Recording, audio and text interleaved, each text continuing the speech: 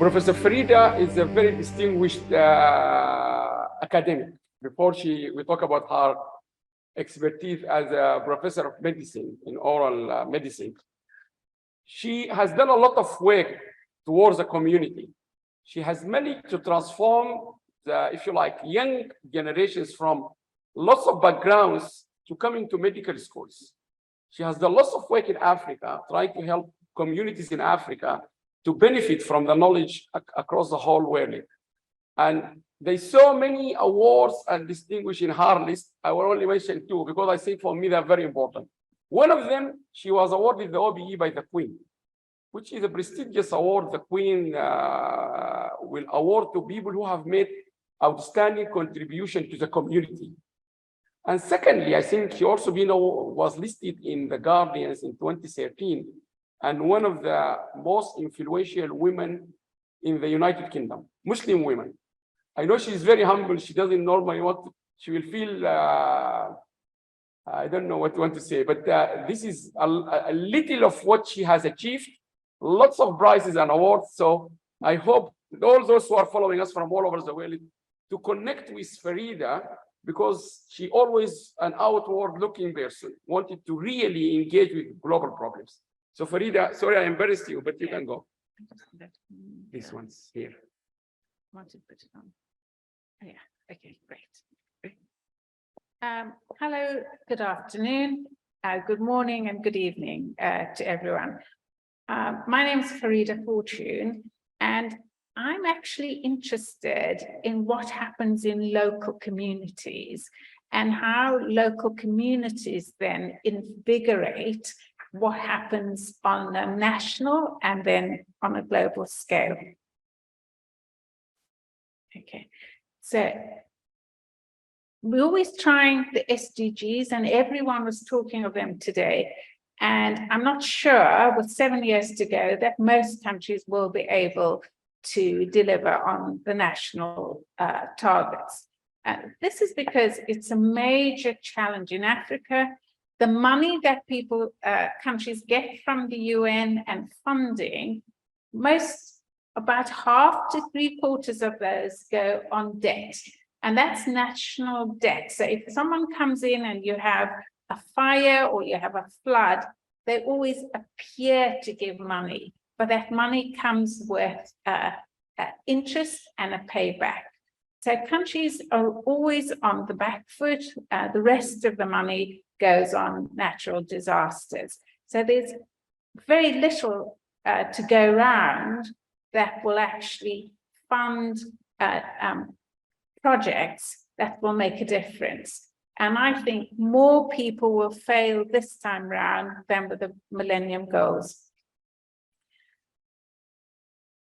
There's good evidence to show that the more equal your society is, the healthier they are, the better educated they are, and the better motivated, and they have better social mobility.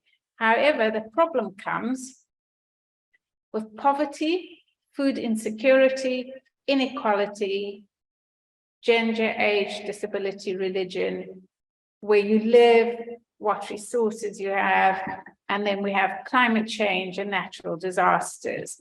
And people aren't aware, you know, the fires that we have had in the world, do you know 67% actually have occurred in Africa, and the same with the floods.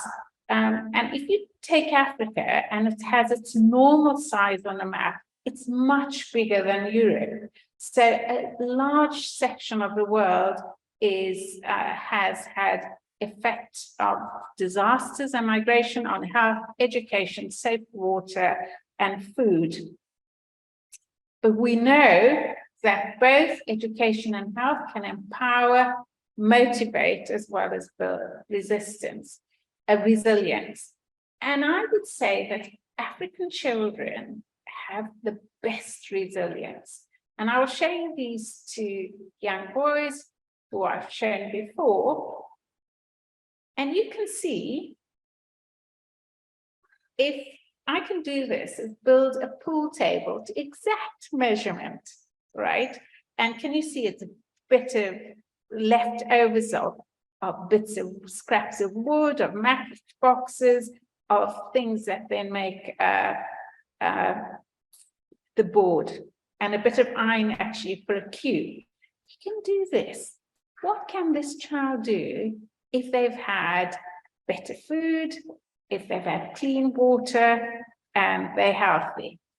And so I have a huge, huge hope and belief that children in Africa, the youngest population, will actually do well, better than we have.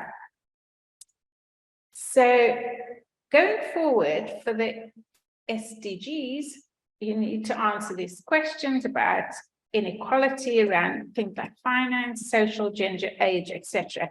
Everyone's spoken about them today. But really, how do we adapt and deliver our big multinational, international finance systems, our knowledge systems, and ICT? And you've seen people today trying to address some of those issues. You need to engage people in active partnerships. We really top down all the time. We like to tell people what to do, we write, but we've never actually gone into communities and say, what is it that you need? What is it that you think will make your life different? How can I help you? Implement, build, come out.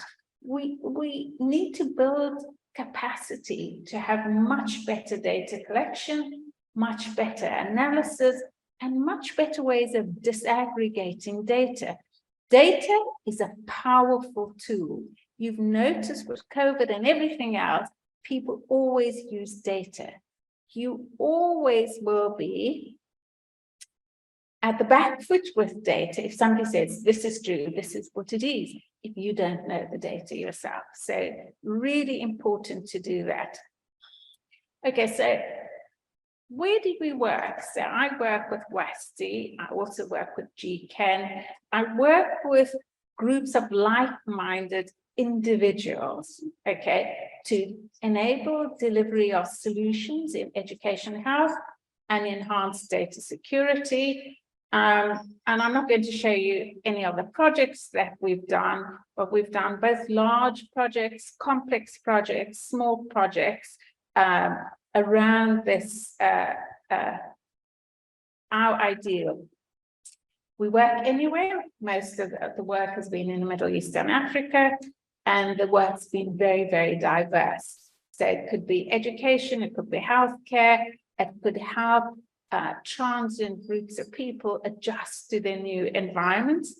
And also, I think with this mass migration, which is not going to change, you know, you can send people to Rwanda or wherever, but the mass migration all over the world, and nobody is going to, no country will not have it. You know, South Africans now seeing loads of people from the north migrate there. And why do people migrate? They don't like going from their homeland. Would you? They migrate out of necessity. They migrate because there's wars, which we ourselves inflict. They migrate because there's no food. They migrate because all the grazing areas or growing areas have been impinged upon. So I say there's not rocket science. You must engage a local community. You're going to make any difference. Okay, it has to be, Prof. Kara was saying, is bottom up, right? A localism, work with people, create a strategy, set objectives, and help them deliver and sustain a secure environment. You go in, not as somebody who knows everything, somebody who's going to help build capacity for what they need. So what do we do? As I said, mainly education and healthcare. We make sure it's delivered by local people in a way that works for them. They're the ultimate beneficiary. And the key success measure is that you transferred local ownership. So you go in, if you're taking knowledge, if you're taking money, if you're taking goods, right, they're not yours. Local people have ownership. And once they have ownership, those people will actually build and create sustainability. So the route to sustainability of any delivered solution is fundamental. So whatever we do, and you can see the project that we're engaging in now is extremely complex, but it's not going to work if it sits there in the ether, right? And high-level universities or high-level governments access it and not people themselves. Okay, so this is a project I did with satellite connections in education, health and innovation. So these are projects around public services, diagnostics, you know, maternity support, obstetrics, pediatrics, you know, just things like teaching local nurses or local people into a paramedic where they can give vaccination, support women during the labor period. We put in dental and outreach services, and you know, I'm like working with people in my family and others that you don't have to be a doctor, but actually you can run a medical camp. What you need is to get the experts in to do that. Diagnostics also, we think nothing of going to the doctor and having a blood test or going to have an X-ray. You know, that's not the option in a lot of countries, but we have the expertise, and with the ICT, we can deliver, you know, and if somebody can do an X-ray, we can provide somebody who's going to interpret that X-ray meaningfully. And then infectious and chronic disease diagnosis and management support, even work with veterinary services. So let me just show you. This I showed in 2015 at the UN to look at setting up networks around communication health, local innovation solutions. So at the heart of it, you'll have this huge global network, but this is supported by secure information systems. So you can't take information. We've heard a lot about collecting information from people. That information belongs to that person and not to you. If you have the privilege of having that information as a doctor or teacher or whatever, you have to keep it secure. So part of our thing is the security and governance around these systems. And you can see some of these things like virtual education, remote guidance and diagnosis, and telemedicine was all used over COVID, right? But a lot of the groundwork had already been put in place for this. These things don't appear out of the ether. So, and I just show you that. And I have this thing also, is you don't have all the knowledge, you know, the global north. I grew up in, I went to school here, I went to university here, and we have this thing that all the information resides in the big universities, but it doesn't actually. And you have to work with other areas, and I like working with diaspora because the diaspora groups have developed a lot of expertise and they can give back to their countries. And there's loads of diaspora groups, but again, they're so disparate, all right? They will work in a small section instead of coming and sharing information and sharing expertise. And these are some of the things we did. And still do, and over COVID, we could it's an agile system, we could very quickly come in and say, support Africa, COVID-19 support Africa. In we came, and people would say, can you write me the document that the WHO's put out? What we did is, we did really simple, one sheet, English, whatever language you want. You know, we have 49 languages in our hospital, and I know you've got to provide information in a way people understand it and in their own language. So then coming to this much bigger project is had an MOU with Association of African Universities, and Professor Bakri, who was very inspirational, say, this is the voice of higher education in Africa. And it's a huge network, and it's sitting there, and what do you do with it? So you see, they have wanted a platform for discussion, facilitate favorable higher education environment, and support core functions of higher education. So the thinking is, or a long way gone towards this, to make a secure virtual platform. So we've already got the basis of this, and then again, use technology, satellite communications. I'm not keen on broadband or anything. If you live in Africa, the electricity is going to go down. The lights are going to go down. You can't actually depend on that. But as I've been saying for years, and now Elon Musk has bought all the satellites, the whole of Africa is littered with satellites on the ground that when Europeans were there, they put in place. So, use these, and it's much easier to use satellites. You just get over the back of all the other problems. And then support a scalable virtual service. But you have to, do you remember that pyramid Prof. Kakar was showing you? This bit at the bottom of the pyramid is the individual community needs. The communities are the basis of how we live, right? And communities, the more we cooperate and the more communities intermingle and feed on each other, the more we will live in a safer society.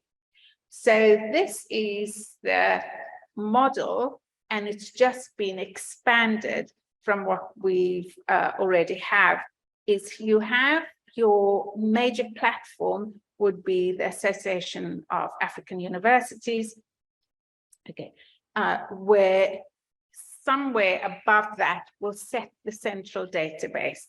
And you saw at a much more granular level, Ahmed was showing you how that would work.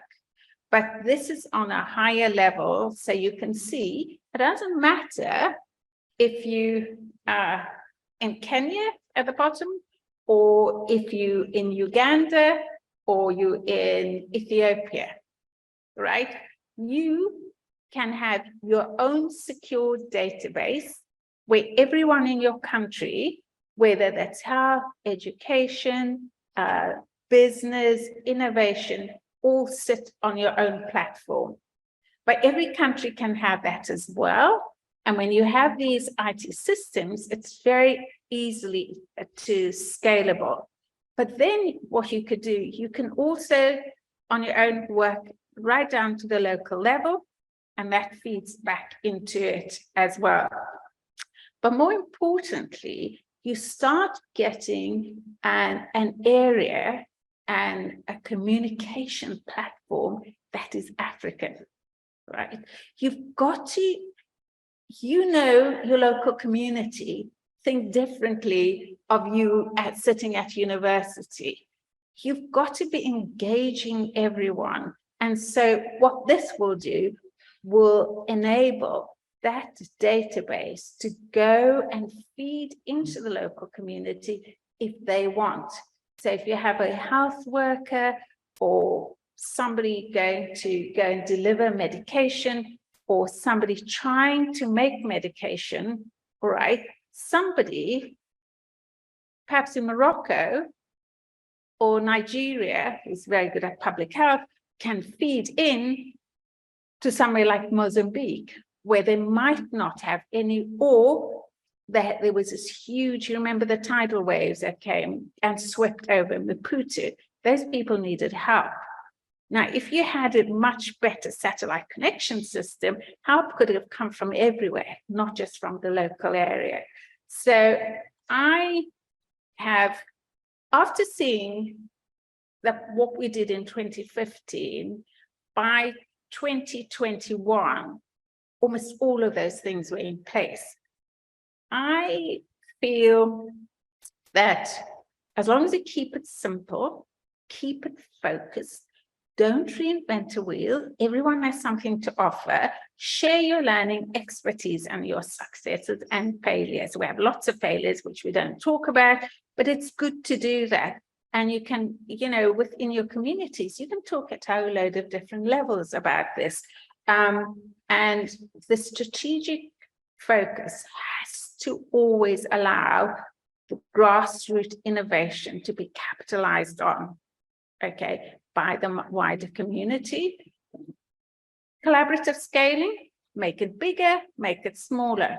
Now, you can do all of those things, but you must have really good data security and you have strict governance, okay? And that will form the architecture around which you function in an ethical manner.